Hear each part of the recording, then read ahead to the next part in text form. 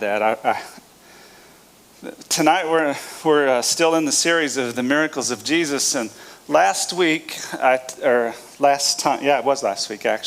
time we were here, I talked about how that particular miracle doesn't really fit the mold of what you would think a miracle of your Savior would be, a miracle of God would be, or a miracle of Jesus. It didn't fit that mold. I mentioned how Jesus didn't get the fish.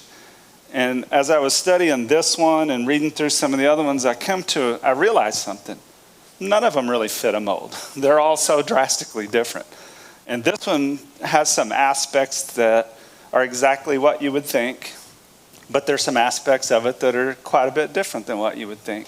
We're going to be reading in the book of Mark, chapter 5. We'll start at verse 1 and read through verse 20 here in just a second. This is the story you're all familiar with where, the numbers just went up by 4. So, all right. Well, we were talking about it from the last time. We said, he's looking to expect from nobody else, but here we are. Yeah, here you are. Very good. I appreciate you coming. There's, I think, 7 occasions where Jesus cast out demons from somebody. And this is the first one that's recorded, and it's in the book of Mark. You remember the story, the man that was possessed with a legion of demons and living in the tombs. Well, we're going to read it here in a second. That's the one we're on here tonight. So the book of Mark, chapter 5. It's kind of a long read. I'm going to read 20 verses. If we could stand for the reading of God's word. If you can stand that long. If you don't feel like you need to stand, you're free to sit down, of course. And they came over unto the other side of the sea into the country of the Gadarenes, and that's the region just on the west side of the Sea of Galilee. And when he was come out of the ship, immediately there met him out of the tombs a man with an unclean spirit. Remember that word immediately. Keep that one in your mind as we go through all of this here tonight. I'm going to make a point from that here in a little while. Who had his dwelling among the tombs, and no man could bind him, no, not with chains, because that he had been often bound with fetters and chains, and the chains had been plucked asunder by him, and the fetters broken in pieces, neither could any man tame him. And always night and day he was in the mountains and in the tombs, crying and cutting himself with stones. But when he saw Jesus afar off, he ran and worshipped him, and cried with a loud voice and said, What have I to do with thee, Jesus, thou Son of the Most High God? I adjure thee, by God, that thou torment me not. For he said unto him, Come out of the man, thou unclean spirit. And he asked him, What is thy name? And he answered, saying, My name is Legion, for we are many. And he besought him much that he would not send him away out of the country. Now there was there nigh unto the mountains a great herd of swine feeding, and all of the devils besought him, saying, Send us into the swine, that we may enter into them. And forthwith Jesus gave them leave, and the unclean spirits went out and entered into the swine. And the herd ran violently down the steep place into the sea. They were about 2,000 and were choked in the sea. And they that fed the swine fled and told it in the city and in the country, and they went out to see what it was that was done. And they came to Jesus and see him that was possessed with the devil, and had the legion sitting and clothed and in his right mind, and they were afraid. And they that saw it told them how it befell to him that was possessed with the devil, and also concerning the swine. And they began to pray him to depart out of their coast. And when he was come into the ship, he that had been possessed with the devil prayed him that he might be with him. Howbeit Jesus suffered him not, but saith unto him, Go home to thy friends, and tell them how great things the Lord hath done for thee, and hath had compassion on thee. And he departed and began to publish it in Decapolis, how great things Jesus had done for him. And all men did marvel. This is the word of God. Bow with me. Father in heaven, I just thank you for this opportunity to stand up here and share wonderful stories from your word with your children who are here with the desire to hear it. And I pray you'll work through me tonight, that they'll hear the truth from your word and they'll understand that it's your word. They'll learn from it, benefit from it, and it'll be effective in their lives to help them to grow spiritually. In Jesus Christ's name, amen.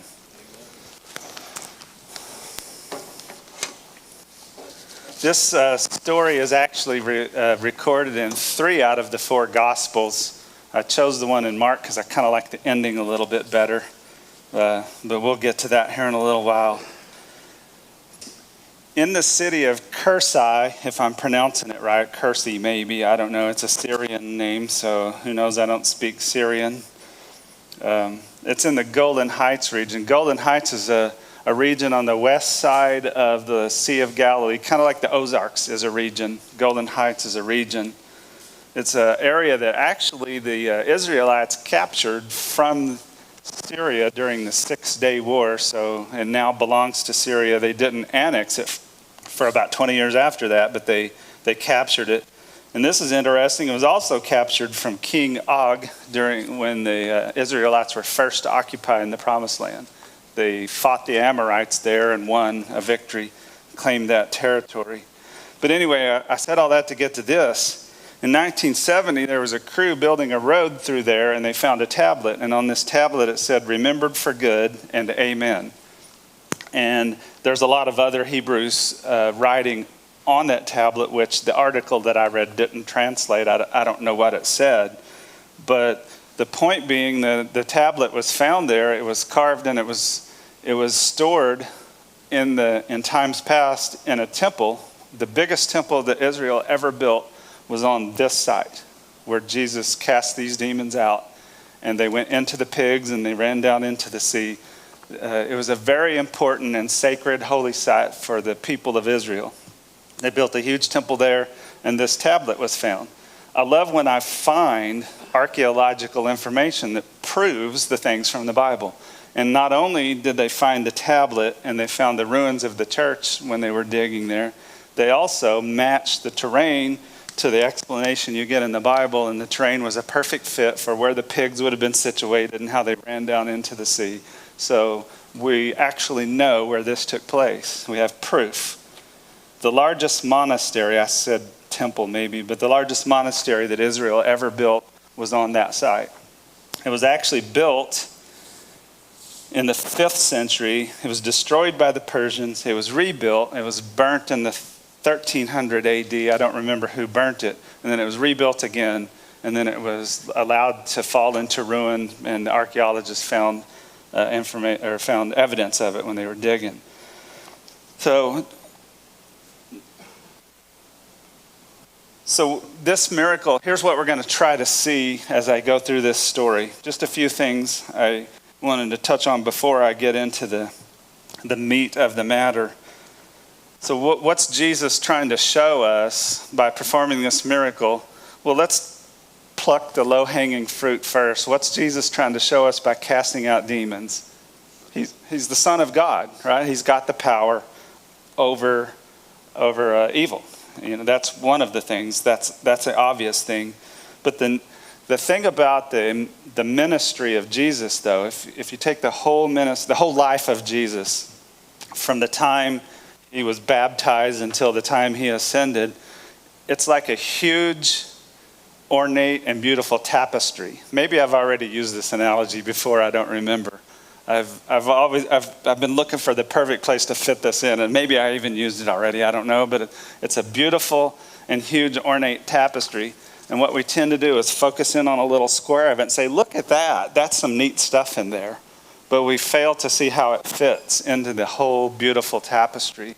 And I want to try through all of this series of classes about the miracles of Jesus to look at the whole tapestry and not just the little 1-inch by 1-inch square. Even though you find some beauty in those little 1-inch squares, you see even more beauty when you back up and look at the whole thing. Let's look at the man himself first. He was living in the tombs at the cemetery, and he was such a vile character, running around nude and unashamed. And he was such a vile character that the people in the town were afraid to walk by the cemetery. They had to change the route that they follow to get places, wherever you go from that side to that side of the cemetery. I don't know what's on, what was there, but they had to travel. They would change their path. They would travel around the cemetery to avoid this guy. And he was cutting himself with rocks. He was on a path of physical destruction. He was physically destroying himself. Then this is what evil has done to this guy. He was helpless.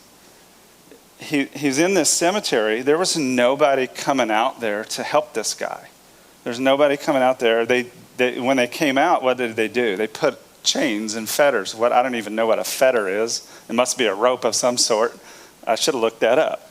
But it's a chain? It's a shackling of some sort. Yeah. So they, when they did come out there, they weren't coming out there to help him. They were coming out there to chain him up so that he was no longer a hazard to the people trying to travel down the road. He was helpless. He was hopeless. He didn't know Jesus. He had no way out of this. Now, when you read, if you go and read all the different, what the writings, all the different Bible scholars write about this particular miracle or about demon possession specifically, and it's a fascinating subject that I wish I knew more about. I'm only moderately educated on this because I studied for this class, really. I have to admit that. But a lot of the Bible scholars, a lot of the experts, we'll call them experts, say that people who are demon-possessed don't even know that they're demon-possessed. Now, whether that's true or not, I have no idea. But what did this guy really know? Perhaps he didn't even know that he was demon-possessed.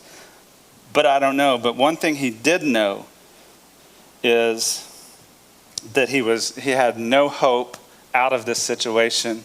He had nobody to help him out of this situation. And if he continues down this path, he's going to destroy himself physically.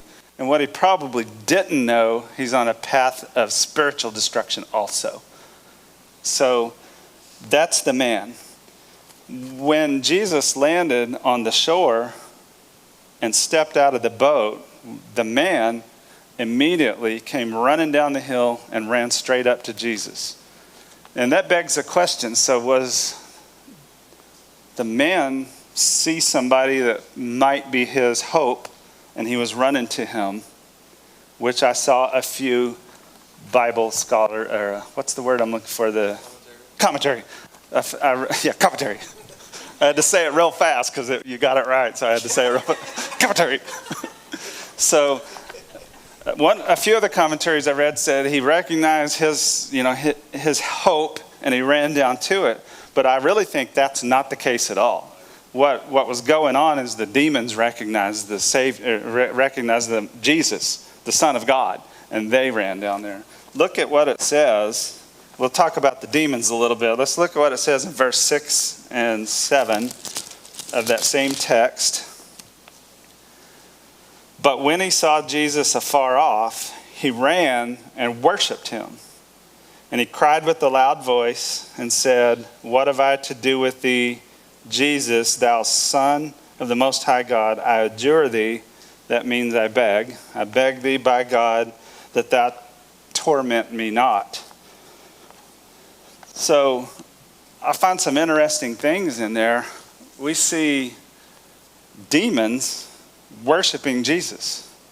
That's a powerful statement that not only do the demons recognize Jesus, but they worship Jesus. At the appearance of Jesus Christ, they worship him. And on the day of the Lord, the final day, on the day of judgment, the demons are not just going to recognize him. Their knees are going to bow and their tongues are going to confess. It's not just us. The demons are going to worship also. They're not just going to acknowledge, they're going to worship the Lord, Savior Jesus Christ, the Son of the Most High God. Look at how they addressed him. If I can find it again. They cried out with a loud voice and said, "What have I to do with thee, Jesus?" They addressed him two ways. Jesus, Son of the Most High God. I think the way I read that, they acknowledge an important fact from the gospel that we also have to acknowledge. He was a man named Jesus. That's the identity of the man who came down and walked among us. And the Son of the Most High God, he acknowledged him as as God. So these demons, this legion of demons, worshipped him, and they acknowledged his manhood as well as his godhood. In verse 8 and 9, Jesus tells them to come out, but then he, before they respond to that, he asks them what their name is, and they say legion. Anybody know what a legion is? It's an assembly of Roman soldiers, and it's about 5,000 to 6,000 Roman soldiers, about the size of a brigade in the United States Army. 5,000 to 6,000 Roman soldiers. And here's a funny fact. There's only 2,000 pigs. So let's say there's 6,000 demons and only 2,000 pigs. There was 3 demons to the pig. They had to share pigs. Not only did they have to be cast from a man into a pig, but they had to share a pig. 3 of them in each pig. How did they organize this? It happened immediately, or maybe not. Maybe they had a head demon organize, you 3 go in that pig and you 3 in that pig. I don't know how they did it, but, we don't get that information, but they had to share pigs. And I'm trying to cover, I know I'm going a little fast. One thing I didn't tell you in the beginning because I didn't want to scare you, I'm actually going to cover 2 miracles here tonight. This guy can't even cover 1 miracle in an hour, and he's going to cover 2. But I'm going to go a little bit fast because I want to make sure I get through both of them. Because if I don't get through both of them, I don't get to make all my points, right? Verse 10, and he besought him much that he would not send him away out of the country. From that's kind of a bizarre statement for them to say. They don't send us out of this country. Why would that matter to a demon? I'm possessing this guy on the western bank of the Sea of Galilee. What difference does it make if I'm on the eastern bank or if I'm on the other side of the world? Some say, and this is a man's opinion, but I found more than one Bible commentary that said the same thing, that demons were perhaps, you have to include that word perhaps, restricted to a certain area. They were assigned a certain area that they were allowed to roam free in. Whether they're assigned by Satan or assigned by God, I don't know. Nobody else knows, and we probably never will know, but just an interesting thing to consider. So maybe but they begged him, in verse 10, they begged, or does it say that in verse 10? Besought, yeah.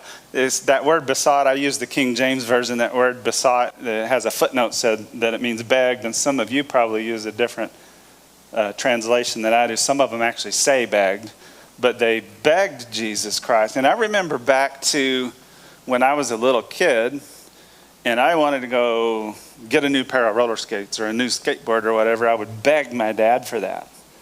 And I knew when I begged him for this new skateboard that he alone has the power to grant me this new skateboard or deny me this new skateboard. And you can see that the demons fully understand the power that Jesus has over them. We all know that sitting here in this room, but it's interesting to see just how much these demons knew about who they were dealing with. They begged because they know that Jesus has the authority. He can say no, he can say yes, and we're asking, please, please, I beg of you. That's a pretty powerful statement if you ask me. Just a few things about about this encounter between the demons and how they interacted to Jesus. I want to look at the book of James, chapter 2, and verse number 19. And I did not put it in my notes, so I'll have to wait for it to pop. There we go. So the demons, they knew who he was, and it also points that out to us, and James points that out to us in his book. Thou believe us that there is one God, thou doest well. It's good for you to believe that, because it's true. But the devils also believe and they tremble. So the devils believe that that God's true, that Jesus is the Son of God. They believe. We can see that in the story. They know his power. We see that by the fact in verse 10, I already talked about that, I know, but they were begging for him to allow them to at least stay in their assigned region because they knew that he had the power to cast them out. They knew that he had the power to decide whether to answer their request or not. They know their future judgment. Look in in the book of Luke. Should pop up there in a second. Chapter 8, verse 28. This is the same story, just recorded by a different author, a few different details. The three stories are very similar, but there are some differences. I meant to address that before I started and I forgot. But nevertheless, it says, when he saw Jesus, he cried out and fell down before him and with a loud voice said, "What have I to do with thee, Jesus, thou Son of the Most High God? I beseech thee to" what? "Torment me not." What that means, or what they're trying to say there, or what Luke is trying to point out there, is these demons know their future judgment that they're going to experience. When Jesus comes back and he judges us all, they're going to be judged as well. So they're saying, what they're saying to him is, "Are you here to judge us early? Why are you judging us early? Why are you doing this now?" They not only do they know that they're going to experience this judgment by Jesus, but this is not the appointed time. Today is not the day. You're early. You're here a little bit early. So, please don't torment us now. Or is that what you're here for? We can see that they know about their future judgment. We can see that, and I'll throw in this word again, perhaps, demons don't like to roam. They're assigned to an area. Maybe, maybe not. I don't know. I probably could have left that bullet out. The next thing I want to see with this interaction between Jesus and the demons did not know that these pigs were going to freak out. Because if they did, they wouldn't have asked for that. So what we can learn from that is demons, they know some stuff, but they don't know everything. They don't know everything Jesus knows. They might not even know everything we know. They do know some stuff. They know who Jesus is. They know about his power. They know this whole list of things I'm trying to point out, but they did not know that the pigs were going to freak out. Can you imagine if the pigs did not freak out and run down the hill? 2,000 demon-possessed pigs could do a lot of damage in this community. 2,000 demon-possessed pigs running around.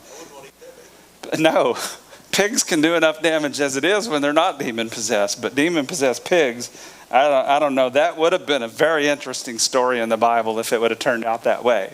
I would love to read that one. Razorbacks, yeah.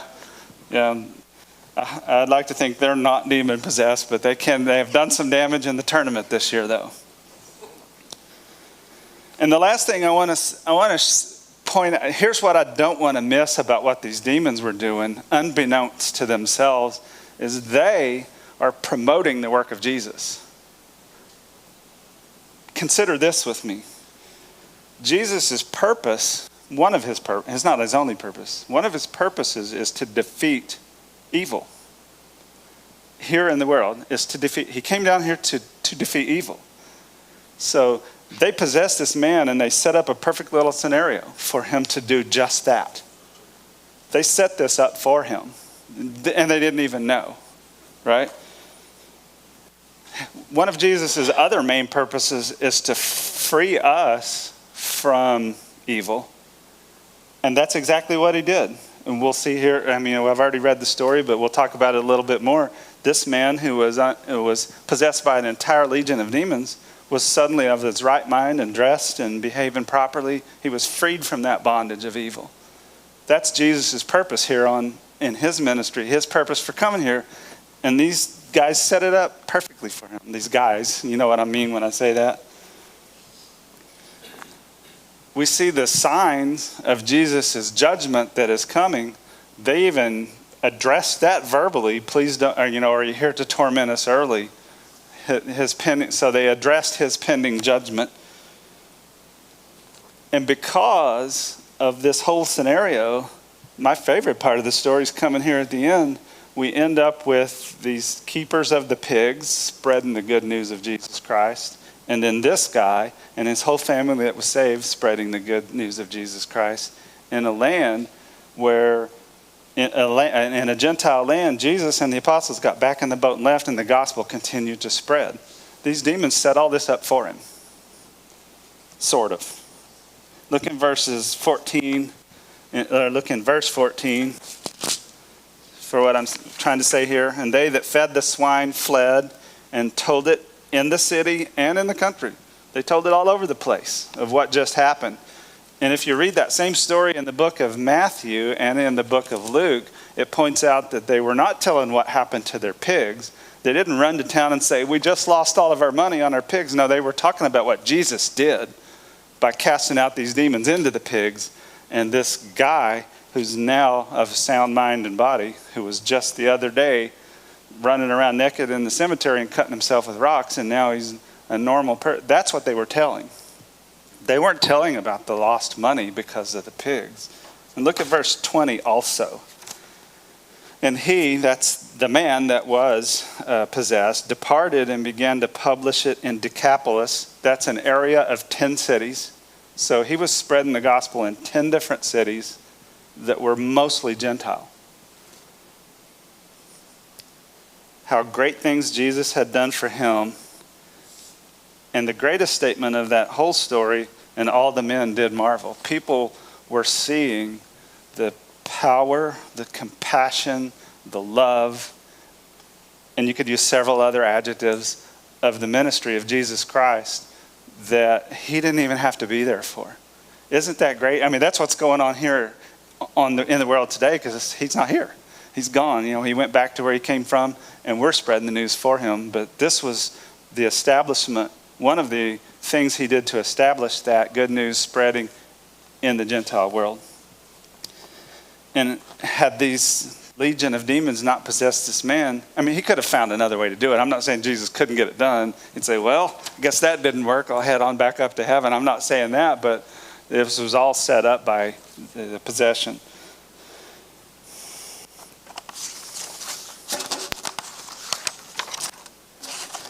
Let's look in verse, I want to talk about the only sad part of the story. This is, if you listen to Tim Mackey, when he's my favorite Bible commentator. I listen to his podcast when I drive all the time.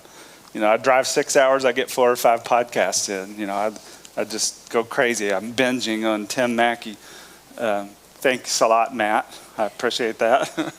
He's the one that told me about him, but he always starts off as this, he's always quizzing his audience. Is that a smiley face story or a sad face story? Well, this is a smiley face story, but there's one sad face part to this whole story. Look in verse number 15. After all of this, and they, that's the people of the town, because the pig herders went into town and told them what happened, so they all came out there to see. That's where we're at in the story. And they came to Jesus and see him that was possessed with the devil and had the legion sitting and clothed in his right mind, and they were afraid. And they saw that it was struggling to read for some reason, and they saw that it was told them how it befell him that was possessed with the devil, and also concerning the swine, and they began to pray him, depart out of our coast.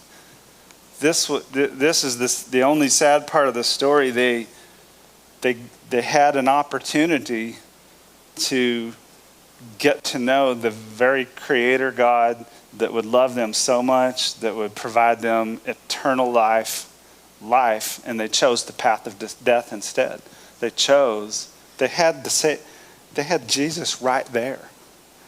Do you understand the implication, the ramifications of this? They had Jesus right there, and they said, get out of here.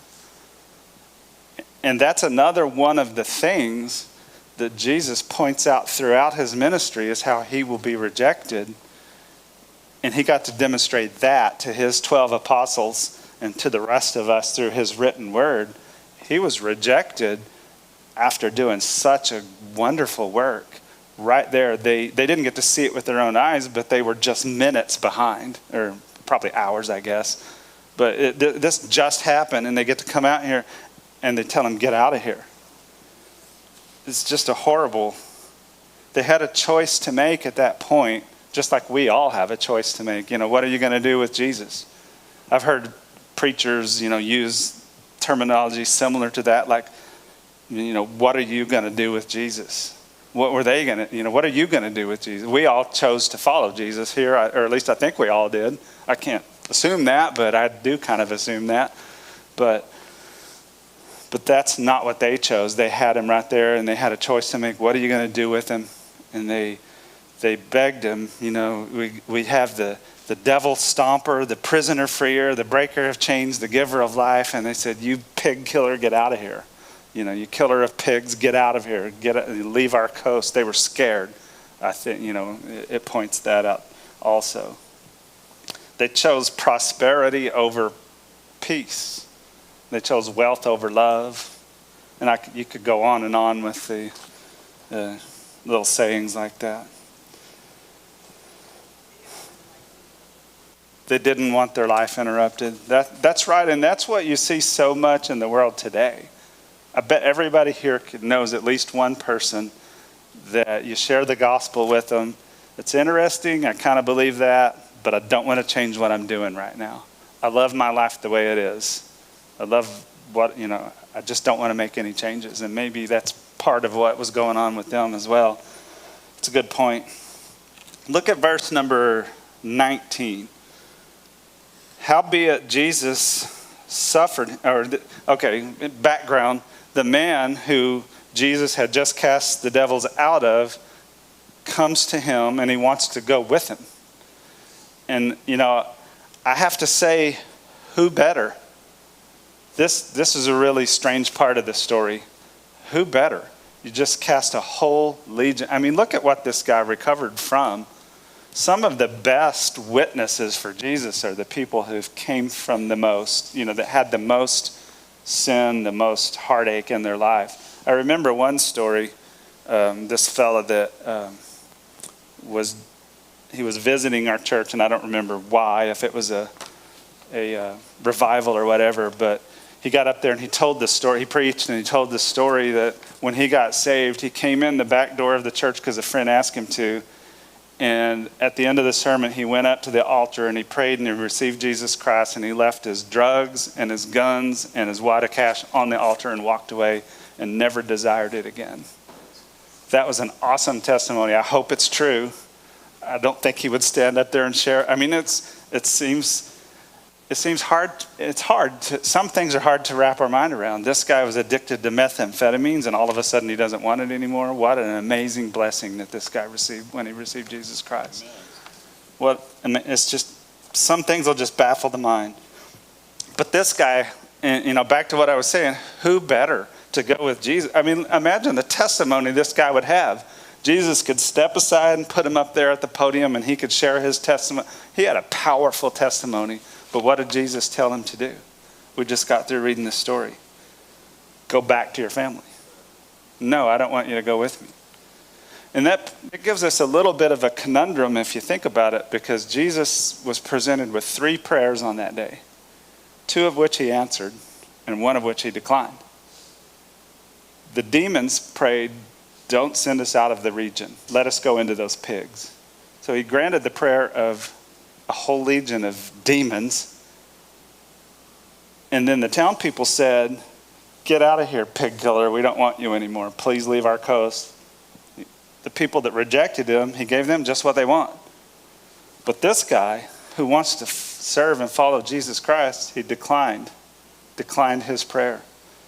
You ever think about that? Have you ever seen something like that going on in your life? Sometimes the prayers that get answered compared to the ones that don't get answered leave you puzzled, like, why? Why did Jesus answer that one and not that one? You would think he would decline the prayer of the demons, for crying out loud, they're demons. And this guy would get to go with him, and serve Jesus. But what we don't want to forget, and I didn't pull the verse out and put it, actually I did. And we'll get to that in just a minute. But that sometimes the unanswered prayers and the unexpectedly answered prayers leave us with a little bit of a conundrum. The experts, air quotes, that's one, no matter how much they study or how much they dig up artifacts, they're never going to solve that one. Because why? Look at Romans. chapter 8 and verse 28. This is a very familiar verse. And we know that all things work together for good to them that love God, to them who are the called according to his purpose. It all works together for our good. His ways are higher than our... I could have used a lot of verses here to make these points. His ways are higher than our ways. We're never going to quite comprehend that. It's hard for me to understand why. I mean, I do understand why, because I have the rest of the story here. I know why Jesus turned down his request to go with him in the boat and, to serve him and follow him. I get why, because we got the whole story, but sometimes we don't have the whole story. The story of my life isn't written in this Bible, and sometimes the unanswered prayers versus the answered prayers are just baffling to us. Why did I say all that? I don't know. I don't have any wisdom for you or answers for you, except that God's ways are above our ways. We're never going to understand that. Some things we're just not going to understand. Yes, sir. Well, one of the things that I would point out, he's still going to serve Jesus. Right, and I'm getting to that. You make a great point, and that's why I said, yeah, I do understand, because I have the rest of the story. If we didn't have the rest of the story, I'd be thinking, what was Jesus thinking? That was dumb. But we do have the rest of this. I wouldn't say that, but you know what I'm saying. So did this one work out? It says in Romans, we just read, everything works out for the best, but did this story work out for the best? Let's consider that. Jesus told this guy no. So where did he go? Where do you think he went? Where did he go when Jesus told him, no, you're not going with me? Where did he go? Well, he went home. He went home. I mean, think about, and when he went home, not only did he believe in Jesus, or I'll use a term, they didn't use the term saved back then probably, but I use it. So not only was he saved, but his whole family was saved. And then we see at the end of the story, I shared already, he was spreading the gospel throughout all of Decapolis, 10 different cities and a whole region, and who knows where it spread from there. All those people in those cities that have business in other towns, and it spread all over the world, right there from this one guy. Now, one thing I forgot to mention, in Matthew and Luke, both of those gospels say there was two guys. Mark only talks about one guy. And some people will say, see, right there's a discrepancy in the Bible. It's all false. It's all fairy tales. But that's not how I read it. I just read it as Mark decided to focus on this one guy, because this is the one Jesus cast the demons out of. There was two people, but maybe he didn't cast the demons out of the other one. Nobody really says one way or the other, but I don't think that is a discrepancy at all. But anyway, back to the man. So he returns to, think about the wife for just a minute. First of all, she wasn't walking down the street one day and saw him in the cemetery and run straight home and get a bride magazine and start flipping through it and planning the wedding, right? You don't marry a guy like that. Just like you don't marry the woman that's married to the drug addict who's destroyed his life. He wasn't like that when they got married. You don't marry a guy like that. You marry a guy and then he becomes like that, or a girl becomes like that. So she's sitting there at home, and there's you remember, did anybody ever grow up watching Andy Griffith? You remember the episode where Andy and Barn are trying to teach Ernest T. Bass some manners so he can go to the dance, because he's going to dance with Thelma Lou or Cindy Lou or whatever. I don't remember who he wanted to dance with, but they had him in a suit. Romina, yeah. So they had him in a suit and everything. And this is how I picture the guy. I picture Ernest T. Bass, and he goes home and he knocks on the door, and the wife opens it, and there he stands. What's she supposed to think at this point? And that makes me think, well, what's the world supposed to think when one sinner repents? Let's say I wasn't saved, and all the people I work with know me, and then the next day I come to work, and what's the world supposed to think when Jesus rescues one sinner? What was this woman supposed to think? They've tried everything and nothing works. Ooh, I'm getting low on time. So what was she supposed to think? And what occurs to me is she got some amazing evidence of the power of Jesus Christ by standing right before her, or in the living room, or if they had living rooms, I don't know, is a man that's completely transformed. And it made me think about the statement. It's kind of one of the bedrock statements of the Christian church these days, sola fide, or is it sola fide? How do you pronounce that? You know what I'm talking about, though. Faith alone. It's one of the bedrock statements of the Christian church worldwide. Comes from the Nicene Creed, or the Apostles' Creed, maybe. I don't remember which one. It comes from one of those two creeds. There's the 5 sola statements. But it's true, but it's probably one of the most misunderstood. Faith alone doesn't save you. Faith opens the door to grace, and grace is what saves you. And I guess what I'm trying to say is God is in the business of providing the evidence that bolsters that faith. And look what this lady got, and her family, and the townsfolk, and the people on their street, and down at the 7-Eleven where he buys his coffee every morning, and everywhere. The amazing evidence of the power of Jesus that they got through this man's life and this man's testimony after this event. God asks us to believe some pretty unbelievable things, if you think about it. Chief among those is that he can take me and rescue me out of sin and evil.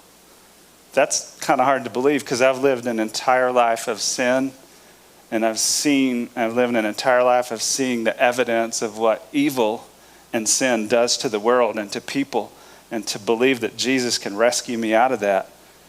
It takes a little bit of evidence, and we have the Word of God here is a lot of evidence.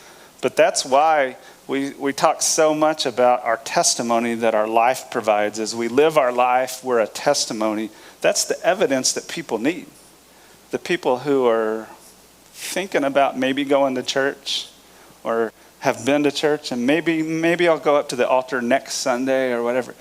That's the evidence that we provide to them. That's the evidence that this man's life provided to his family, and they were all saved. I better move on. Paul said in the book of Romans, the point I wanted to make before I said that, without Jesus Christ, we're just as hopeless as this guy was. That's probably the most important point, and I almost skipped over that because I looked up at the clock. That's the most important. We're just as hopeless as he is, or was in that. I hope none of you are running around the cemetery naked at night or anything like that, but we're just as hopeless, and we're just as helpless. We can't do it ourselves, and nobody else is going to do it for us except Jesus Christ. And yes, ma'am. I was just going to point out that when they saw him, he was clothed. Yes. Jesus not only healed, he clothed him. He clothes us in his righteousness when we come to him. If you've been reading my notes, I sure have. that's the very next thing I was going to say after the verse in Romans, chapter 7, verse 24. Paul understood what I'm trying to say, how helpless and hopeless we are, how we're just like the man in the cemetery. He says, "Oh, wretched man that I am, who shall deliver me from the body of this death?" Of course, he knew the answer to that. That's a rhetorical question. Of course, Jesus has already, Paul, his language in all of his letters is we're dead to our old self and resurrected in a newness of life. And, this is a rhetorical question. Paul already knows the answer to that. But there's nobody else, though. We're hopeless without that. Just like this man, if Jesus had not landed on that shore, he would have died that way, possessed by a legion of demons with cuts all over himself. I'm going to look at there's 3, she already taught half my class, but the 3 results of a meeting with Jesus Christ. Let's look at that. This man was sitting where before he was running around and howling and terrorizing the people walking by, but now he's sitting. dressed in clothes and in his right mind. And look at how that compares to my encounter with Jesus Christ. I'm now at peace, just like this man was at peace. I'm dressed in his robe of righteousness, and I'm blessed with the wisdom of God. This is a perfect picture of what our salvation is like. Jesus saved that guy, but he saves us in the same manner. We're just like that. Just enough time. When Neil Armstrong landed on the moon, he stepped on the moon. What did he say? One small step for man, one giant step for mankind. But for us, now, however many years later, was that in 69? So, 67? Oh, that was in 70? I'm not going to do the math, but that many years later, because I'll get the answer wrong and somebody will have to correct me. That many years later, we know the whole story, so we know there's a tremendous backstory to all of that. There's all millions of calculations and all the engineering. There's a huge backstory to Neil's first step on the moon, right? And then even the next day, the headline didn't say Neil Armstrong stepped on the moon, did it? Does anybody know what it said? The United States beat Russia in the race to the moon. So if you start with that, realize there's, the point being, for everything, there's a huge backstory. I want to show you the backstory to this story that I just got through giving you. And I have just barely enough time, I think. Everything has a backstory. So let's look back. Let's backwards a little bit with reverse. Did I do a good job of reverse? Yeah, that's what reverse would look like on a VHS tape. Now you just click back 10 seconds. But anyway, Jesus was teaching on the seaside, and just all of a sudden, out of the blue, he says, let's get in the boat and go over to the other side. Kind of bizarre, because he was having a bit of success. This is where he taught. He's teaching a huge crowd, multitudes of people, on the east bank of the Sea of Galilee. And this is where he shared the parable of the sower and the statement about putting a lamp under a basket. We even have a little kid song about that now. This little light of mine, I'm going to let it shine. I'm not a good singer. I lost my place. And the parable about a seed growing, and then this is one of the best fridge magnet statements, is the mustard seed of faith is all that's required. This is his teachings on the seaside, and then all of a sudden, hey guys, let's get in the boat and go over to the other side. Seems kind of bizarre, doesn't it? I mean, he's doing some good here. There's some good things going on. People are getting some good on him, as Matt says. And now we're going to just get in the boat and go to the other side. Do you ever think of why? If you don't read, this is actually in Mark. I'm not going to read it because it's a pretty long read, but it's in Mark chapter 4. This happens right before the story that I just told. And the problem is there's a big old chapter designation there that separates the two stories. And even in Matthew and Luke, there's little sections with, at least in my Bible, and I think most of them have little headings like the parable of the sower and the parable of this, and Jesus calms the storm, and Jesus lands in Gadarenes or cast out. It divides it all out for us, and it causes us to miss how this all ties together. And that's the point I wanted to make. So here's the story. They get in a boat because Jesus says, let's get in the boat and go. There's actually a few boats, I think. Let's go to the other side. And while they're out and Jesus he's a hardworking man. There's a song like that, a hardworking man. Who sings that? I can't remember. But anyway, he's a hardworking man and he's tired. So they're in the boat and they're just kind of sailing along, and Jesus falls asleep and this storm brews up. And think about who's driving the boat. Is these people who've spent their entire life fishing on this lake. They know the weather patterns. It's their own boat. I don't know if it's John's boat or Luke's, or Luke wasn't there, but whose boat it was. But so, and this storm brews up and they're terrified that they're gonna die. During World War II, the B-17s would take off from various airfields in England, and they would form up in these huge formations to cross the English Channel and bomb strategic targets in Germany. What did they encounter when they got within the range of the German coast on their way in to bomb those targets? Flak. That's a German word. Flugabwehrkanone is the word. All that means is anti-aircraft. But this round would fly up to a designated altitude and blow up and fill the air with shrapnel. It wasn't to shoot planes down, because the Germans were no idiots. They knew that only a small percentage of the plane, like maybe 17% of the planes that were actually shot down were shot down by flak. It would do some damage, but the main reason for flak was what? To prevent those planes from arriving at their target, right? So it would cause them to either divert or climb at a higher altitude so they're less accurate, or go bomb a different target. Is to change their plans, to mess everything up. That's what the flak was. That's what the storm was. The storm on the sea. And here's why I think that. First of all, because several Bible commentators said so. But also, let's call a spade, right? I read most of this somewhere, but I want to look at one word that makes the point I'm trying to make. Look in it's not very far back there. Look back in chapter 4, verse 39 of Mark. I think that's right. And he arose and what? Commanded. Rebuked. In the King James Version it says rebuked.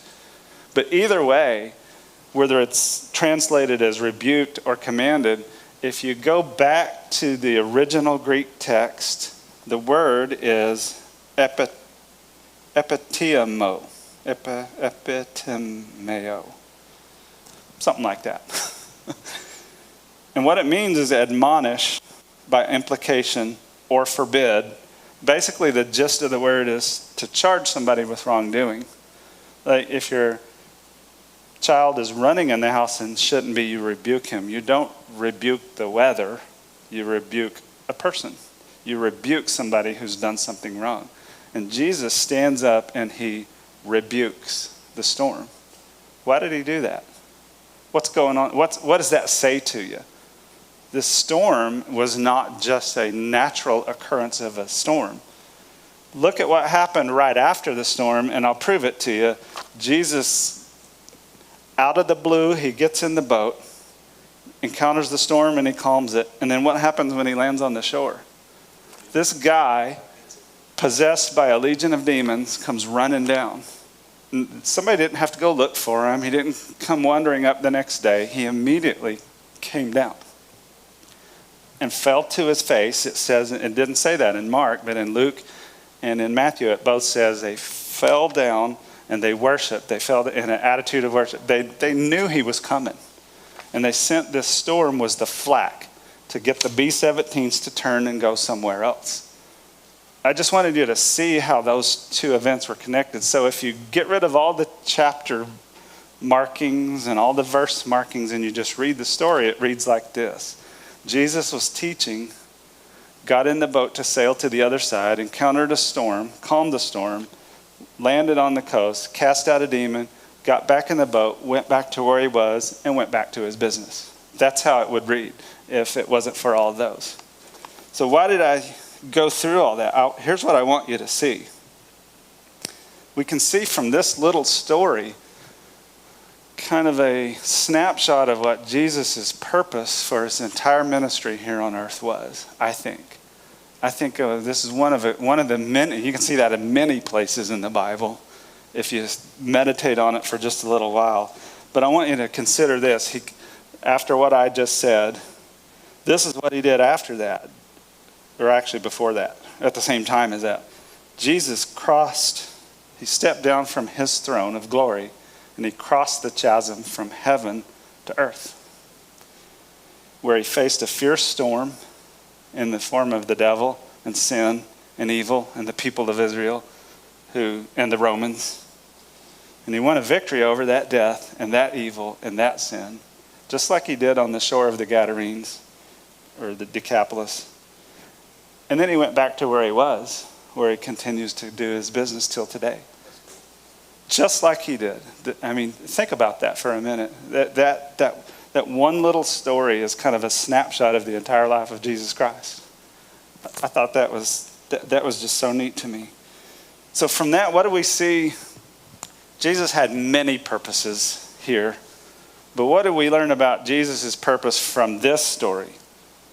He came here, he stepped off of that throne, and he crossed that divide from heaven and earth for the purpose to defeat sin, to defeat death.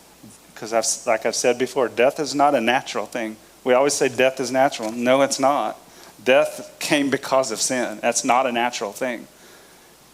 And to defeat evil and to do what for us? To return us to our rightful position in the family. That's what he came here to do. That's what he did in one little snapshot with that man who was possessed, and that's what he does with us. With each one of us one at a time. When we accept Jesus Christ, that's what he's doing for us.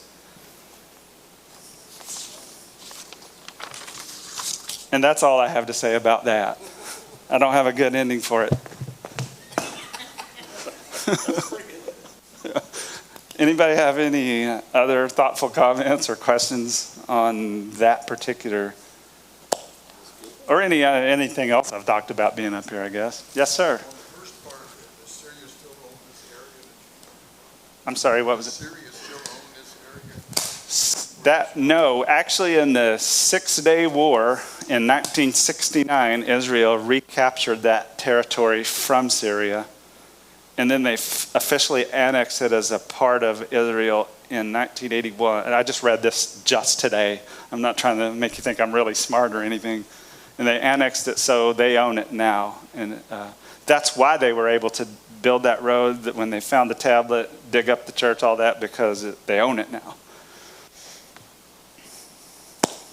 Whenever you were piecing it together like that, it made me think about that he kind of like he left the 90 and 9 to go after the one, because that one person was that important to him that he left the big crowd to go after the one, and then once he dealt with the one, he went back to the crowd. So it makes you realize that he was that important to him that he left the crowd. That would have been a great analogy, or a great thing for me to. Yeah, that was good, is what I'm trying to say. I should have included that in there. Thank you for pointing that out. One of the things you were saying about the demons, what to say, there are certain areas that have principalities, demonic principalities that try to rule, and sometimes even in places they do rule. And so they do have specific targeted areas. Yeah, there's quite a bit. If you read somebody who consider themselves studied in that area or an expert in that area, they make a pretty good case for that. And that seems like it very well might be the case, which leaves me the question, were they assigned a region by God or were they assigned a region by Satan? I don't really know, but it does seem like they have, like you said, principalities. That's a good word to use to explain that. Anything else? Well, I go back to work on Wednesday for 2 weeks, and then when I come back, I have a daughter's wedding to go to, so I might only get to teach once next month, and I don't know what that date is yet, but the pastor will get that information to you, and I don't even know what miracle I'm going to do yet. I'm waiting for the Lord to point that one out to me, but I'm going to try to stay in the Miracles of Jesus series. I could make this work for me for quite a while longer, because there's a bunch of miracles that I can use. So, okay, if you'll bow with me. Father in heaven, I just thank you for this opportunity. I thank you for your word. There's so much to be learned in there about your character and how good to us you are, and how you've blessed us, and how you have power over sin and death and evil. and you apply that to our lives, it's just amazing the greatest miracle of all is that you would save even one of us, but yet you have a desire to save every one of us. I'm so thankful for that. I pray that this message here, or this class here tonight will help each of us to better understand that as we go through our life. In Jesus'